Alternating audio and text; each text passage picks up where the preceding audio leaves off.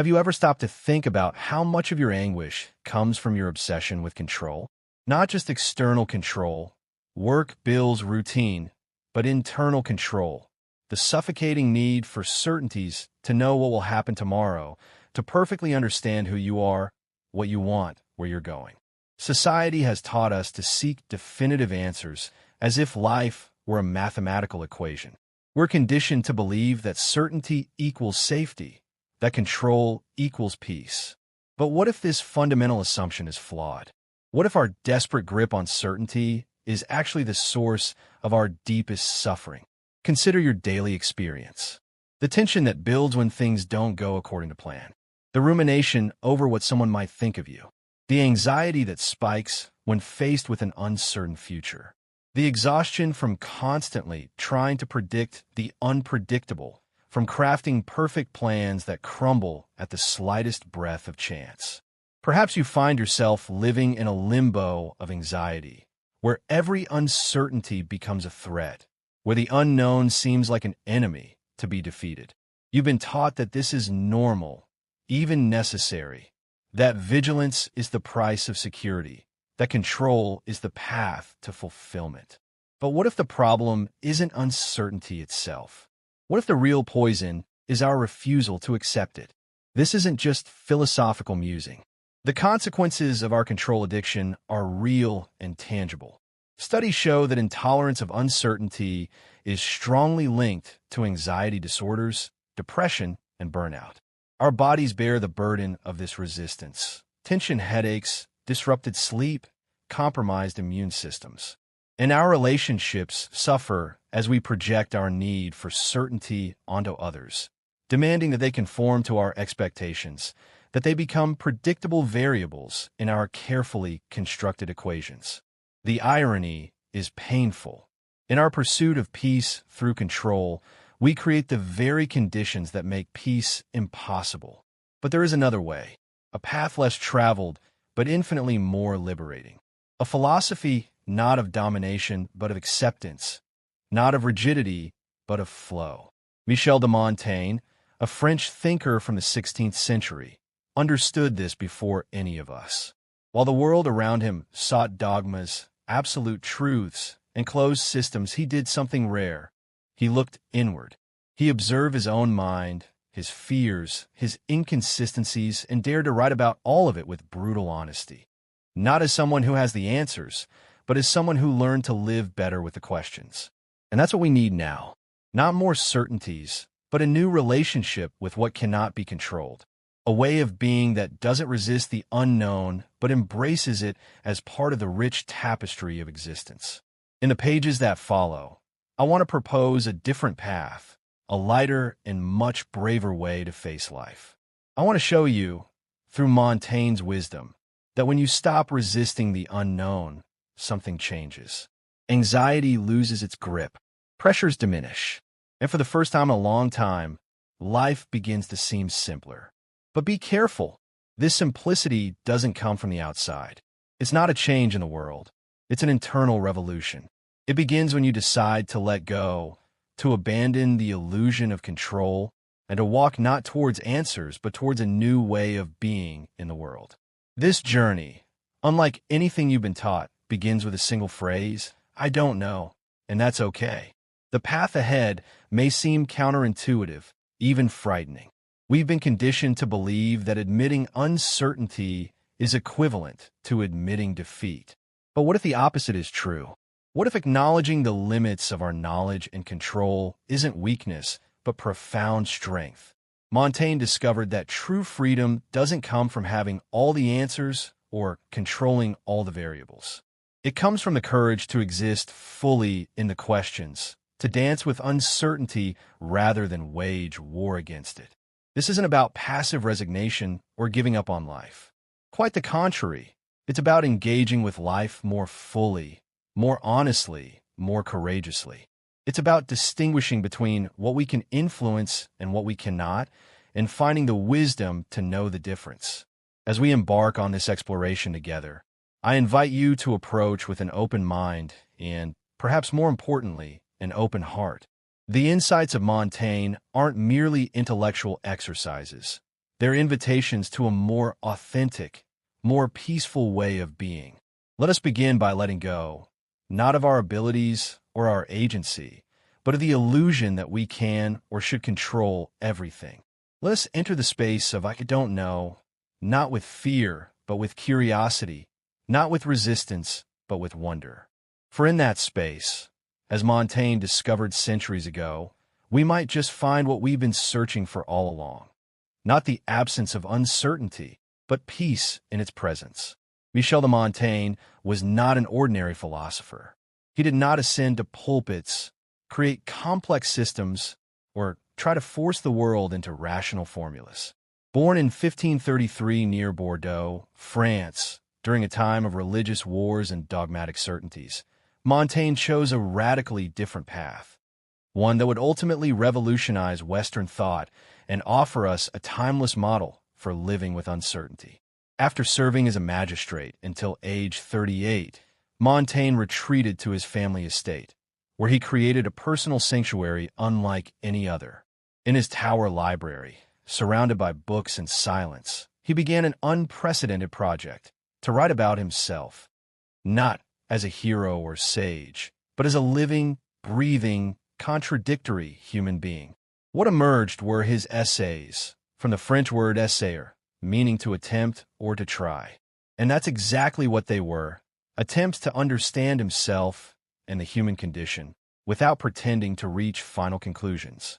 This was revolutionary in a time when writing was expected to assert authority and certainty, not explore doubt and personal experience. Montaigne wrote from within his own skin.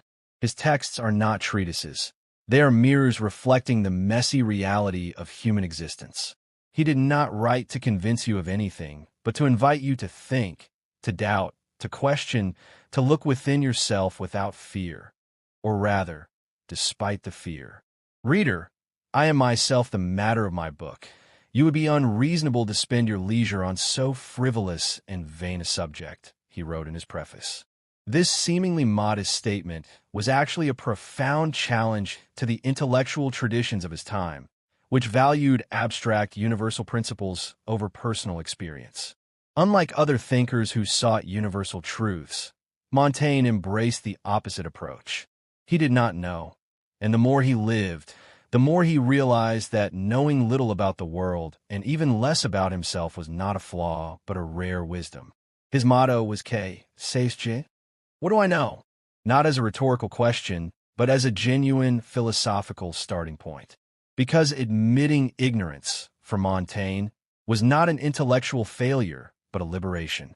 It meant stopping the pretense, lifting the burden of having to be someone right, complete, impenetrable. In Apology for Raymond Sebond, he writes, "The plague of man is the opinion of knowing." With this seemingly simple statement, Montaigne challenged the entire foundation of Western philosophy since Plato, the idea that certainty and absolute knowledge should be our highest aspirations. The modern world rejects this humility. We live in a time when one must have an opinion about everything, a stance on everything, certainties as sharp as blades. We are bombarded with information and expected to form immediate judgments. Social media rewards quick, confident assertions, not thoughtful uncertainty. Our educational systems teach us to find the right answers, not to dwell in the questions themselves. But Montaigne offers us the opposite, the chance to be human before being ideological. He believed that our fragility, our doubts, our contradictions are not weaknesses to be corrected, but essential parts of what makes us truly alive. Perhaps that is exactly what you need to hear right now. That you no longer need to uphold false certainties to be worthy, that you don't need to know everything to move forward, that it's okay to be incomplete. What makes Montaigne truly revolutionary is his comfort with self-contradiction. Throughout his essays, he allowed himself to change his mind, to hold opposing views in different passages, to admit that what he thought yesterday might not hold true today. And on the inconsistency of our actions, he writes, "We are all lumps of contradictions. I have nothing to say about myself absolutely, simply, and solidly, without confusion and without mixture. or in one word. He understood the natural movement of the human mind, which molds, adapts, and transforms, and instead of fighting against it, he embraced it with kindness, with irony, with astonishment. This approach stands in stark contrast to our contemporary obsession with consistency and personal branding. We are expected to have coherent identities, stable opinions, unwavering stances. We fear being called hypocrites or flip-floppers if we change our minds. But Montaigne shows us that such rigidity is neither natural nor necessary. He knew that living is not about dominating the world with solid ideas, but about navigating it with an open mind and an attentive heart. And that is why Montaigne is so necessary today. In a time when everyone shouts, he whispers. In a time of hard certainties, he teaches the lightness of doubt. If you are feeling lost, crushed by the demands of being someone stable, defined, unchangeable, perhaps what you lack is not direction, but freedom. The freedom to change, to not know, to simply be. Montaigne's essays cover an astonishing range of topics, from sadness to cannibals, from thumbs to glory, from sleep to the art of conversation. But underneath this apparent randomness lies a consistent project, an exploration of how to live well with uncertainty. And his insights were not merely theoretical. During his lifetime, Montaigne witnessed religious wars, plague, and political upheaval. He suffered from painful kidney stones and lost a dear friend to the plague. He knew firsthand the unpredictability of life, the fragility of the body, the inevitability of loss.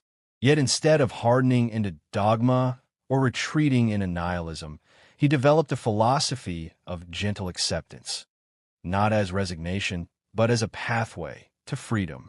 He did not just invite us to doubt. He showed us how to thrive within that doubt, how to find not just peace, but joy in the realization that we don't know. And that's okay. In the chapters that follow, we will explore how Montaigne's insights can transform our relationship with uncertainty, helping us move from anxiety to acceptance, from rigidity to freedom. But first, we must understand the price we pay for our desperate attempts to control the uncontrollable, the silent suffering that arises from denying the fundamental uncertainty of existence. You try to control everything, don't you? Tomorrow, other people's reactions, your career trajectory, your body, your feelings, even what doesn't depend on you. And the more you try to hold the reins of life, the more it slips away. It's like trying to grasp water with your hands. The tighter you squeeze, the more it flows between your fingers. Have you noticed how much this costs you? This obsession with control is not just exhausting, it's toxic. It turns you into a prisoner of unrealistic expectations, a permanent inspector of everything that could go wrong. You become the warden of your own self-constructed prison. The cruel paradox lies at the heart of this struggle. The more desperately we seek control, the more suffering we create. We think control will bring us peace, but instead, it breeds anxiety, rigidity, and disconnection from the present moment. We sacrifice the richness of what is for the phantom of what should be. Anxiety, at its core, is the fear of the unpredictable, the desperation for guarantees in a world that offers none. Most people live in this constant state of alert, trying to anticipate every curve in the road, as if that could prevent the accidents of the soul. They craft elaborate scenarios, plan for every contingency, analyze every risk, and still feel profoundly unsafe. Montaigne knew something that modern psychology only confirmed centuries later. Living in an attempt to predict the future is to live in a state of war with reality. As he wrote, "My life has been full of terrible misfortunes, most of which never happened. How many of your worries have actually materialized? How much of your suffering comes not from what happens, but from your anticipation of what might happen? You see, human suffering doesn't come only from what happens to us. Often, it comes from our futile struggle against what happens. It's the desire for life to be different from what it is. It's the denial of the natural flow of things. It's saying no to reality when reality has already said yes to itself." Montaigne wrote about this with an almost disconcerting frankness. He accepted his pains, his losses, his uncertainties, not as something to be eliminated, but as an integral part of existence. And by doing so, he freed himself from the burden of resisting everything. Have you noticed how the most controlling people are also the most tense, the most exhausted, the most inflexible? They don't relax because they believe that if they're not always vigilant, something bad will happen.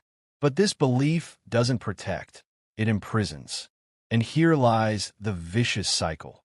The more you try to control, the more frustrated you become when reality inevitably defies your expectations. And the more frustrated you are, the more you think you need control to fix the situation. It's a spiral that swallows you whole, leaving you more anxious and less present with each turn. What do you gain in the end? A tense body, an exhausted mind, and a soul without peace. The price of seeking certainty in an uncertain world is nothing less than your freedom and your joy. Montaigne offers us another way. Not the illusion of perfect control, but the art of coexisting with what cannot be controlled. He understood that true wisdom isn't found in dominating life, but in dancing with it, adapting, flowing, accepting the fundamental unpredictability of existence. The most certain sign of wisdom, he wrote, is cheerfulness. Not because the wise person has everything under control, but precisely because they have given up the exhausting pretense of control. They have learned to say yes to reality as it is, not as they wish it to be. This doesn't mean passive resignation or fatalistic surrender. Montaigne was no stoic seeking detachment from life's vicissitudes. Instead, he advocated for a conscious participation in the uncertain nature of existence, an engaged acceptance that allows for both agency and surrender. He distinguished between what we can influence and what lies beyond our power. We can shape our responses, cultivate virtues, seek knowledge, but we cannot control outcomes, other people's actions, or the countless variables that determine the course of events. In his essay of experience, Montaigne writes, "It is putting a very high price on one's conjectures to have someone roasted alive because of them." He was referring to religious dogmatism, but the insight applies to all forms of rigid certainty. When we cling too tightly to our expectations and demands, we sacrifice both ourselves and others on the altar of our need for control. The alternative Montaigne proposes is not giving up on life, but embracing it more fully, with all its messiness, contradictions, and uncertainties.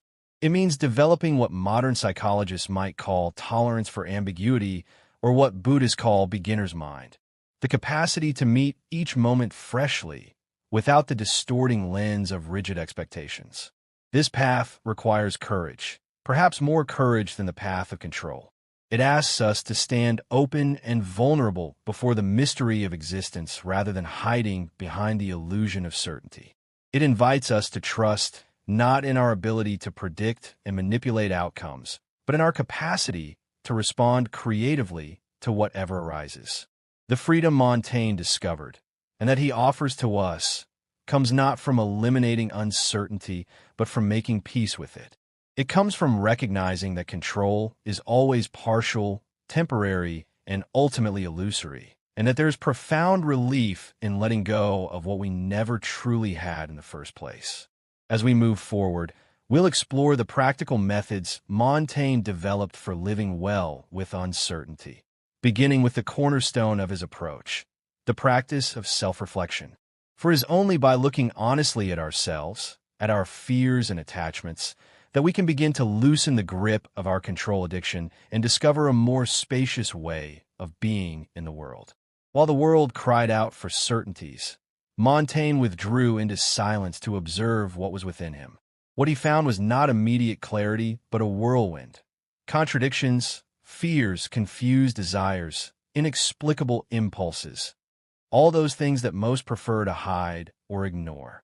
He chose to confront them head-on, not as one who judges, but as one who listens. Montaigne's great genius was not in creating theories about the human mind. It was in having the courage to become a living experiment of the human condition. He transformed himself into a field of study, and his writing became a mirror reflecting not just his findings, but the process of discovery itself. I study myself more than any other subject, he wrote. That is my metaphysics. That is my physics. This statement reflects a revolutionary approach to knowledge, one that begins not with abstract principles, but with the concrete reality of one's own experience. In his essays, Montaigne does not write as one who teaches, but as one who shares a process. He thinks out loud and invites the reader to do the same. He did not want to shape minds. He wanted to free them. By narrating his own doubts, his most intimate impulses, his changes of opinion, and even his moments of weakness, Montaigne shows us something revolutionary. You do not need to be right all the time. You just need to be present with yourself. This practice of constant self-observation, without filter and without mask, is one of the deepest forms of self-knowledge that exists. But be careful. Observing yourself is not about torturing yourself with criticism. It is about learning to look inward with honesty and compassion. It is about realizing when you're trying to deceive yourself, when you're pretending to know what you do not know, when you're forcing yourself to maintain an image that no longer represents you. Montaigne wrote to free himself from these shackles. I am human, he said, echoing the Roman playwright Terence, and nothing human is alien to me. In other words, everything that resides in you, no matter how confusing or uncomfortable it may seem, is a legitimate part of who you are. Do you know what is the most powerful aspect of this practice? It dissolves shame. When you begin to observe yourself with sincerity, you realize that much of your suffering comes from the attempt to be something idealized, from following an unrealistic model of emotional, intellectual, or moral perfection. Montaigne reminds us that we are not marble statues. We are mutable, flawed beings, and beautifully imperfect. The simplicity we seek begins when we stop fighting against our own nature. And here comes a powerful key. This acceptance is not passivity. On the contrary, it is the first step toward any real transformation. Because only those who see themselves clearly can change authentically. Only those who embrace their shadow can walk toward the light. Montaigne's method of self-reflection was profoundly democratic. Unlike many philosophers who claimed special access to truth, he believed that self-knowledge was available to anyone willing to undertake the journey inward. Each man bears the entire form of the human condition, he wrote, suggesting that by studying ourselves deeply, we gain insights not just into our individual psyches, but into universal human experiences. His approach was also deeply embodied. Unlike Descartes, who would later separate mind from body in his famous "I think, therefore I am," Montaigne remained firmly grounded in the physical reality of existence. He wrote extensively about his body, its pleasures, pains, and peculiarities, recognizing that our physical experience shapes our thoughts and feelings in profound ways. This integration of body and mind in Montaigne's self-reflection offers a corrective to our modern tendency to live primarily in our heads, disconnected from bodily wisdom. True self-knowledge, he reminds us, includes awareness of our physical being, its rhythms, limits, and intelligence. The practice of self-reflection, as Montaigne conceived, it is both rigorous and gentle. It demands unflinching honesty, yet extends compassion toward what it discovers. It acknowledges human frailty without judgment, human complexity without simplification, human inconsistency without dismissal. Perhaps most importantly, Montaigne's approach to self-knowledge does not aim at a final state of enlightenment or perfection. It is not a linear journey toward some idealized self, but an ongoing conversation with the ever-changing reality of who we are. As he famously wrote, I do not portray being, I portray passing. This acceptance of our transient, mutable nature is the foundation of authentic transformation. Not transformation into some imagined perfect self, but transformation as the natural unfolding of who we already are when we stop resisting our own complexity.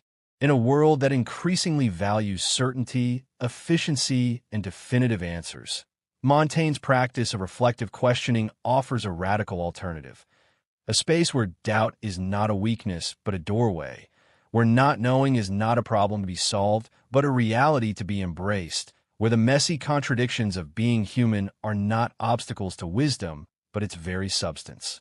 As we now turn to Montaigne's understanding of change, we'll see how this practice of self-reflection prepares us to meet the inevitable transformations of life, not with resistance, but with curiosity, not with fear, but with creativity, allowing us to navigate uncertainty not as a threat, but as the very field in which our humanity blossoms. Most people live as if life should be a straight line, as if one day, by acquiring certain knowledge, stability, or success, everything would finally fall into place. As if there were a destination where everything would stop changing, where feelings would stabilize, where doubts would disappear, and things would make perfect sense. But this fantasy, sold by religions, schools, gurus, and even corporate culture, is precisely what distances us from reality and from peace. Montaigne saw this with rare clarity. He knew that everything in life pulses and flows. Our thoughts change, our bodies age, people come and go, our desires transform, our certainties dissolve. Nothing is fixed, nothing is guaranteed, nothing is definitive. And trying to live as if it were, as if life should be predictable, unchanging, controllable, is to prepare the ground for frustration, suffering, and emotional collapse. Change is not an accident. It is the essence of existence. And the more we resist it, the more rigid, bitter, and disconnected from the present we become. Montaigne accepted his changes as part of his humanity. He knew that being inconsistent at times was a sign of growth, that changing one's mind was a sign of courage, that letting go of an old thought, even for another equally uncertain one, was a step toward clarity. Constancy, he provocatively stated, would be a virtue of mechanical minds. For him, living well was not about clinging to a fixed identity, but about dancing with impermanence. Have you noticed how most of your fears are linked to the possibility of change?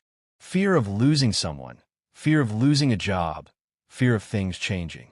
But what if, instead of resisting, you began to embrace these transformations as part of the natural process of life, as Montaigne did? What if you stopped viewing each transition as a failure and started seeing it as evolution? This is not mere philosophical abstraction. Modern neuroscience confirms what Montaigne intuited, that our brains are remarkably plastic, constantly reshaping themselves in response to experience. The self is not a fixed entity, but an ongoing process, a continual becoming. Fighting against this natural dynamism doesn't preserve the self. It constrains its development. Accepting change is not about conforming. It is about stopping the fight against the flow of reality. It is learning to ride the wave instead of trying to dam the sea. The lightness that so many seek does not come from forced stability, but from inner flexibility, from the ability to let go, to adapt, to be reborn. Montaigne illustrates this approach in his famous essay on experience, where he writes about his kidney stones, a painful condition that would eventually kill him. Rather than treating this affliction as an enemy to be vanquished, he describes how he came to terms with it, even finding lessons in the pain. I enter into composition with this colicky life. I converse with it. I flatter it. I give way to it. I yield to it. This is not resignation, but a profound reorientation to inevitable change.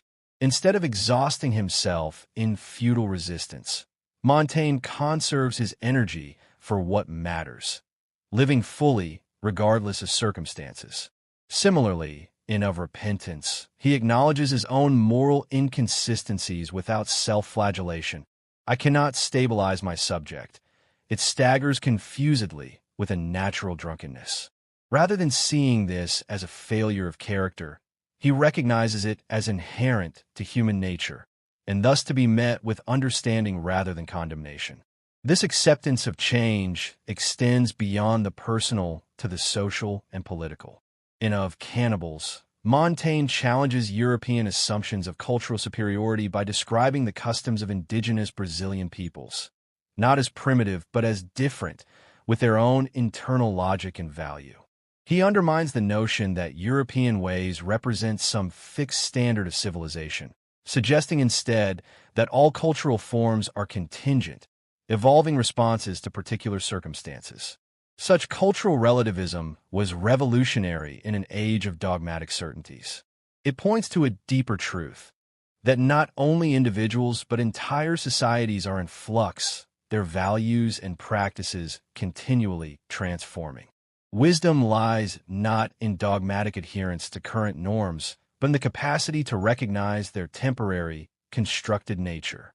The fantasy of stability, whether personal, social, or metaphysical, serves primarily to console us in the face of existential uncertainty. We cling to fixed identities, rigid beliefs, and permanent structures as bulwarks against the anxiety of impermanence.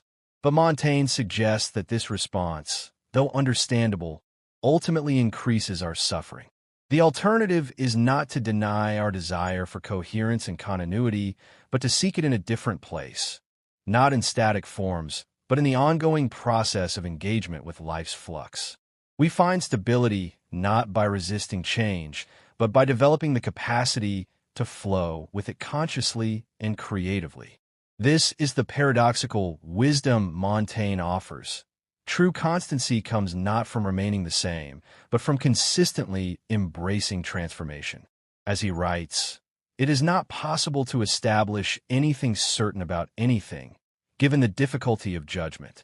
The recognition of this fundamental uncertainty is not cause for despair, but for liberation.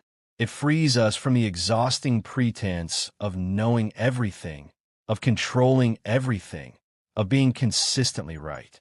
It opens us to the adventure of becoming, an adventure with no predetermined destination, no final state of arrival, but rich with possibilities for growth, discovery, and joy." As we now turn to practical application, we'll explore how Montaigne's principles can be translated into daily habits. Concrete practices that help us live well with uncertainty, not despite it, but because of it. For it is in the acceptance of life's inherent changeability that we find, paradoxically, our most stable ground. Philosophy is of no use if it doesn't touch real life. Montaigne knew this. His texts are not abstract musings. They are existential tools. He didn't write to impress intellectuals, but to understand how to deal with the fear of death, with sadness, with insecurity, with the aging body, with the faltering mind. Perhaps the greatest gift Montaigne left us was precisely this: the idea that thinking is an act of survival, that reflecting on one's own life is a way to learn to live it with more courage and less suffering. But how exactly does one live with uncertainty? It's not just a matter of accepting. It's a constant practice, a re-education of the mind. And this requires discipline, not discipline in the rigid military sense, but in the sense of commitment to your own freedom. Because living well with uncertainty is a daily exercise, a continual choice to embrace rather than resist the fundamental nature of existence. Here are 5 Montaignian principles that can truly change the way you deal with life. 1. Question your certainties. Every time you feel 100% sure about something, stop, observe, reflect.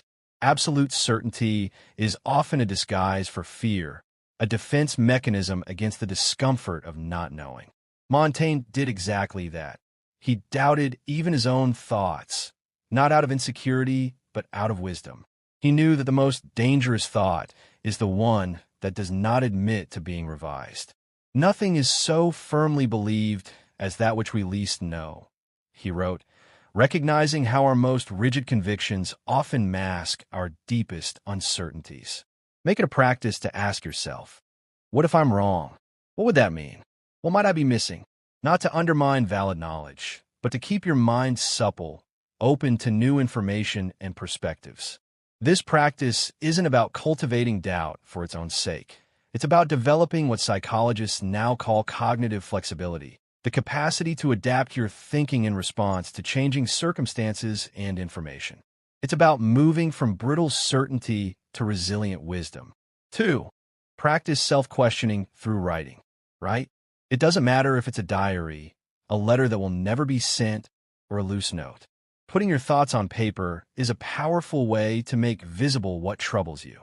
Montaigne wrote hundreds of pages about himself, not out of vanity, but to understand himself, to organize internal chaos, to make his own mind habitable. Writing externalizes our thoughts, allowing us to observe them more objectively. It slows down the mind's frantic pace, creating space for reflection and reconsideration. It captures contradictions and inconsistencies that might otherwise remain hidden, enabling us to engage with them consciously rather than being unconsciously driven by them. Montaigne's essays were themselves a form of thinking on paper. They meander and circle back, contradict themselves, and leave questions unresolved, mirroring the natural movement of thought rather than imposing artificial order. Your own writing need not be polished or conclusive. What matters is that it's honest, exploratory, and unafraid of complexity. 3. Embrace impermanence as an organizing principle. Plan, yes, but know how to let go of the plan when life changes because it will change. Flexibility is true strength. Instead of relying on fragile certainties, learn to move with ease, adapt, reconfigure, reinvent. Montaigne said that the wisest man is the one who knows how to change with the things that change.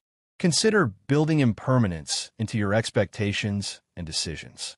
Rather than asking, what is the perfect choice?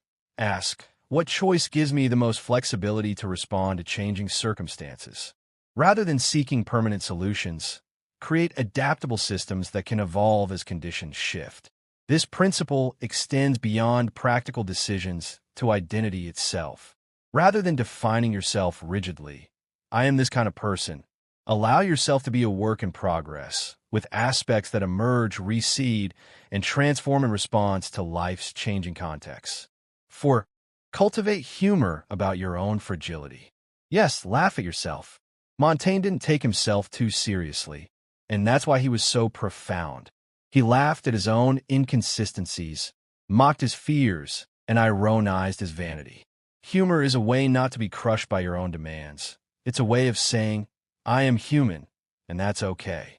Self-directed humor creates psychological distance from our struggles without dismissing them.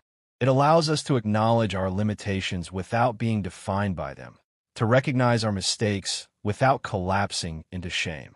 It's a form of self-compassion that doesn't take the form of solemn self-care, but of lighthearted acceptance. Notice how often anxiety and self-importance go hand in hand. When we take ourselves too seriously, when our self-image becomes too precious, too brittle, every challenge becomes a crisis, every criticism a catastrophe. Humor deflates this self-importance, restoring perspective and resilience. 5. Reserve moments of silence to be with yourself. Without distraction. No phone, no stimulation, just presence. Solitude was Montaigne's greatest ally, not for isolation, but for clarity. It is in silence that you hear what you really think. It is in the pause that the mind reorganizes itself. And it is in that internal space that uncertainty ceases to be a threat and transforms into fertile ground for new possibilities. In our hyper-connected world, constant stimulation has become the norm. We fill every moment with input, drowning out the subtle voice of our own thoughts. Create regular intervals, even brief ones, where you step away from the flood of information and allow yourself to simply be with whatever arises in your awareness. These moments of silence needn't be formal meditation, though that can be valuable. They might be a walk without headphones, a cup of tea without a screen, 5 minutes of gazing out a window. What matters is the quality of attention, open, receptive, undemanding, rather than the specific form. These 5 principles are not techniques to master, but practices to embody, ways of being that gradually transform your relationship with uncertainty. They don't eliminate life's complexities or challenges, but they do change how you meet them, not as threats to your security, but as invitations to deeper engagement. All of this, the questioning of certainties, the practice of self-reflection, the embracing of change, the cultivation of humor, the reserving of silence, serves a single purpose: freedom. The freedom to be who you are without needing to have all the answers. The freedom to live lightly even when nothing is certain. The freedom to belong to yourself. And it is with this theme, the inner freedom that arises from the acceptance of doubt, that we will conclude our journey. Because Montaigne didn't just want you to survive chaos.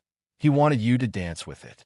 In the end, everything you tried so hard to control was, from the very beginning, uncontrollable. Life was not made to fit into your emotional spreadsheets, nor to obey your idealized calendar. People will disappoint you, plans will fail, feelings will change, and none of this is a mistake. It is simply the nature of things. Montaigne understood this with an almost uncomfortable clarity. He saw that suffering does not come from change itself, but from the resistance to it, from the refusal to accept that life is flow, not form. When you embrace uncertainty, something changes, not in the world outside, but within you. Rigidity begins to give way. Anxiety loses its meaning. You stop fighting against what is and start flowing with what presents itself. This is not resignation. It is wisdom. It is emotional maturity. It is freedom. The freedom to live without the burden of having to understand everything, to not need a label for every feeling, an explanation for every pain, a right path for every choice. Life does not demand perfection from you. It only asks for presence. The simplicity we seek so much is not outside. It is not in a life without problems, in an impeccable routine, or in a completely planned future. It is in the moment you allow yourself not to know, in the moment you say with honesty and courage, "I don't have all the answers, and that's okay." Because it is in that space of humility that true peace is born. The peace that does not depend on circumstances, the peace that comes from within. Montaigne taught us that by accepting our ignorance, we become more human and more free. And if you've made it this far, if this message has resonated within you, it's because there is a part of you ready to let go of the weight of control, ready to breathe more lightly, ready to live with more authenticity. So let me ask you, wouldn't you still resist the unknown? What do you feel when you look to the future and see no clear answers? What would change if you stopped trying to know everything, to control everything, to be right about everything? What might open up in that space of I don't know? These are not rhetorical questions. They are invitations to continue the inner conversation Montaigne started, not to arrive at final answers, but to dwell more comfortably in the questions themselves. For it is in questioning, not in answering, that we find the freedom Montaigne discovered.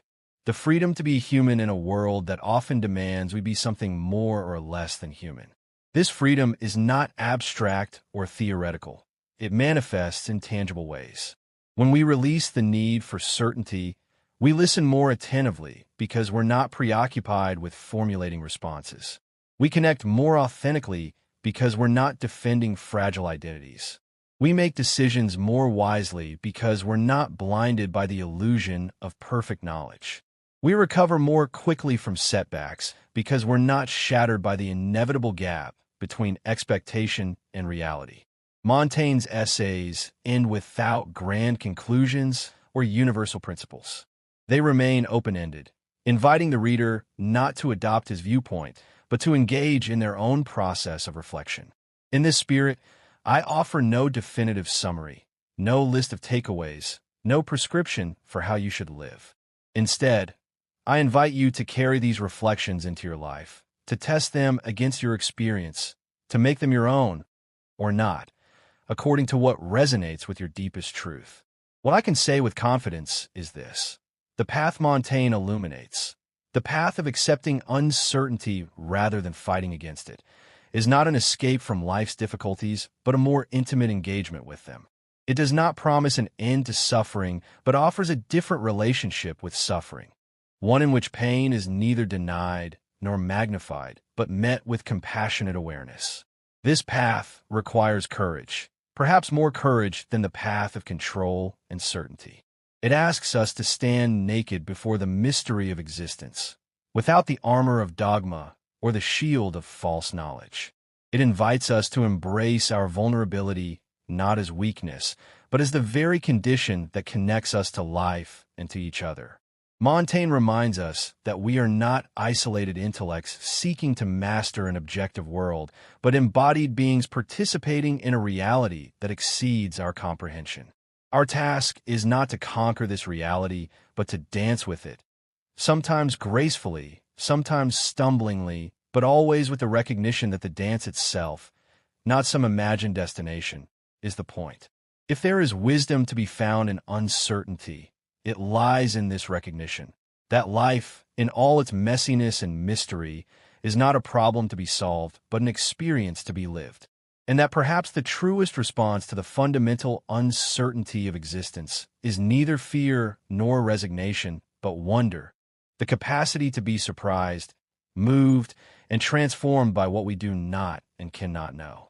So I leave you not with answers, but with an invitation to loosen your grip, to breathe more freely, to trust more deeply in your capacity to meet whatever comes. To say with Montaigne, "Que sais-je?" What do I know? Not as an admission of defeat, but as an opening to possibility. For in that opening, that space of acknowledged uncertainty, we find not just the freedom Montaigne discovered, but the peace he embodied. The peace that comes not from having all the answers, but from no longer needing them. The peace that arises when we stop fighting against life as it is and start dancing with it as it becomes. This is the journey Montaigne invites us to undertake. Not a journey to certainty, but to presence. Not to control, but to liberation. It begins with the courage to say, "I don't know," and to discover in that acknowledgement not weakness, but strength, not confusion, but clarity, not emptiness, but the fullness of being alive in a world of infinite mystery. If this resonates with you, if you feel drawn to explore further the freedom that comes from embracing uncertainty rather than fighting against it, I invite you to continue the conversation. Share your reflections, your questions, your own experiences of letting go of control and discovering peace in acceptance.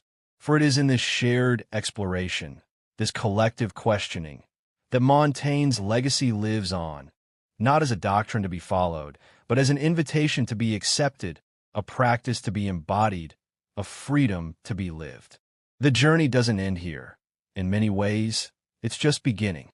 And whatever uncertainties lie ahead, we face them not alone, but in the good company of all who have had the courage to say, like Montaigne, "I don't know," and to find, in that humble admission, the beginning of wisdom, the foundation of peace, and the doorway to freedom.